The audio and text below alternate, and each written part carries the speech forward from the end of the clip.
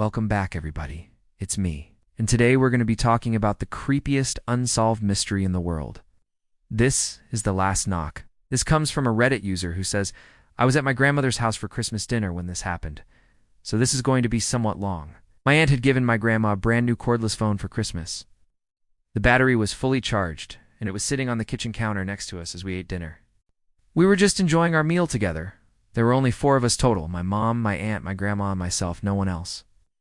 My dad had passed away a few years prior, and he would call my grandma several times throughout the week. He had passed due to a heart attack, and his passing was very sudden. He never called her from a blocked number or anything like that. She saved his number in her contacts under his name. All of a sudden, the phone rang, and it displayed an unknown caller. But that was unstrange because the phone had only been given to her that day, and she had only programmed in her closest family members. So she picked up the phone and answered it. No one responded. She then hung up, thinking it was just a prank call. A couple minutes passed, and the phone rang again. Again, it showed an unknown caller. Let it ring once, twice, 3 times before letting it go to voicemail. Then the phone rang a 3rd time, and it showed Dad's name on the screen. She let it ring once, and I told her to answer it, because I was curious about how a call from someone not in her contact list would show up as a name in her contacts. She answers the phone, shocked, saying, "What the hell?" That's all she said. On the other end of the line was silence for a couple seconds. Then she heard what sounded like a man breathing heavily. Then the breathing stopped, and she heard what sounded like her dad's voice very faintly say, "Hi, is Grandma there?" She screamed, dropped the phone, and ran into her bedroom to hide. Now obviously we were all shocked by this. My aunt grabbed the phone from the counter and checked to see if the call was still active. It was. She answered it, and the person on the other end hung up. She tried calling back the number, but it was disconnected. We waited a few minutes and decided to call the local police, just in case they could track the call. The officers were very nice and professional. They asked a lot of questions about the call and the circumstances surrounding it. They even offered to install some sort of device on the phone to trace the call if my grandma wanted them to. Eventually, they had to leave with no solid answers. We were all pretty scared after the police left. My aunt slept over that night along with me and my mom. I remember laying in my aunt's bed, hearing every little noise outside, thinking something was going to come through the window and kill us. Nothing happened. The next morning, the 4 of us sat in the kitchen drinking coffee, trying to figure out what happened. My grandma asked me to take the phone out to the curb so the garbage truck would pick it up. I took the phone out to the curb, but I couldn't bring myself to throw it away. I brought it back inside and told my grandma she shouldn't use the phone anymore. She ended up taking the phone back to the store, where they gave her a new one. The phone that received the call is now sitting in a drawer in my aunt's house where none of us will ever touch it again. To this day, almost a year later, the call has never been explained. I don't believe it was a prank call. If it was, why did the number show up as my grandpa's name? Also, my grandma doesn't have caller ID. How did the number appear as my grandpa's name and not just an unknown number? What do you think? Let me know in the comments below. If you want to hear more terrifying true horror stories, stay tuned because we have another video coming out soon. But first, I need to mention one of my favorite podcasts. It's called Telling Tales, and it's a storytelling podcast. Each episode is like an hour long, and it covers all different kinds of scary stories, from ghosts to slashers to creepypastas. There's a ton of episodes, and each one is absolutely fantastic. My favorite episode is called The Hookman. It's episode 276. There's another one called The Graveyard That Isn't Empty. It is episode 304.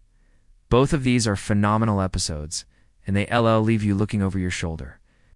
But just a heads up, some of these stories do get pretty graphic, so beware. So now we're going to continue on with the video here. And this one comes from another Reddit user who says, "My friend had this happen recently. She was home alone, and the power was out, and she was trying to find the cause of it. When she found it, she noticed that the breaker hadn't been tripped, and it was fine. When she went back, her front door was slightly open. She shut it and locked it. She goes downstairs, and the same thing happens. This time she hears a loud thump upstairs. She calls her neighbor, who is also her friend, and is staying with her for the night. And he tells her that he didn't do it. Her neighbor is deaf and had been watching TV the whole time. When her neighbor went to check it out, Her friend jokingly said, "Don't open any doors." Of course, she opened the door and saw nothing. As she was closing it, she heard a knock. She opens it again and sees nothing. This went on for a while, and then she felt something brush against her leg. She screams and runs to her neighbor, who coincidentally is asleep with his mouth open. Neither of them have any idea what it could have been because he couldn't hear it. She hasn't been back to that apartment since. It's currently being rented out. Oh, that's freaking creepy, but we're not done yet. We have one more story, and this one comes from a Reddit user who says, "This happened about 6 or 7 years ago. I lived in the second-floor flat above a shop. Was working from home at the time. It was a Tuesday morning, and I was on a call with a client. I could hear the knocking from above me. Thought maybe it was the people from the flat above us moving furniture around. I carried on with the call. Knocking continued for about 5 minutes. I ended the call with my client and went to investigate. I went onto the landing and could hear the knocking coming from directly above me, but it had stopped. I shouted up the stairs to the flat above to ask if everything was okay. No response. I went back into my flat and carried on with my day. About half an hour later, I started to hear the knocking again. This time it sounded like it was coming from within the walls. It was very rhythmic, like someone tapping the wall with a metal tool. I shouted up the stairs again, but this time I didn't get an answer. Concerned, I got my husband to call his mother, who lived in the flat above us. His mother always carried a baseball bat with her, as she had had problems with the tenants in the past. She went up to the flat and kicked the door in. There was no one there. She contacted the landlord, who arranged for someone to come and look at the door. According to the landlord, the door was solid wood, and no one could have been on the other side. My husband's mother moved out shortly after this. I didn't have the heart to move out with her, as I was expecting our first child. Now, years later, I am still living in the same flat, but the knocking has never returned. I hope wherever you are, you rest in peace. That was terrifying. I don't know about you guys, but I am glad that I don't hear any knocking in my walls. That would freak me out.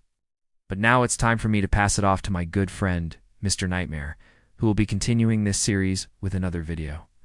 But before you go, don't forget to like, comment, and subscribe if you want to see more videos like these. Alright everyone, that's going to do it for this video. Thank you so much for watching. I hope you enjoyed. If you liked it, please give it a big thumbs up. Also make sure to stay tuned for more content like this. And as always, I'd like to thank you all so much for watching, and I'll see you next time. Nightmares and dreams. Oh no, why did I leave the oven on?